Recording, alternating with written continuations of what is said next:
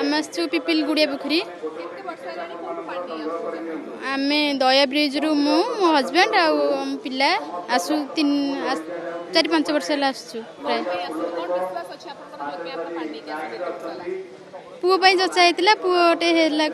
आम आसु आज्ञा आज्ञा पु ए वर्ष पानी नहीं आसे 2-3 वर्ष आसे एबे चलिक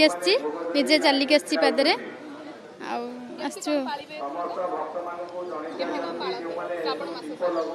श्रावण मास बिना पियाज रसुन मास सारा आम ये करूँ ना ना भलसे देखिलु दर्शन भी कलु बहुत आगुर तो 20-22 वर्ष आसलु एबे पुओ मानसी 8 वर्ष पुओ भी आसुची 3-4 वर्ष हम आ विश्वास अच्छी भगवान।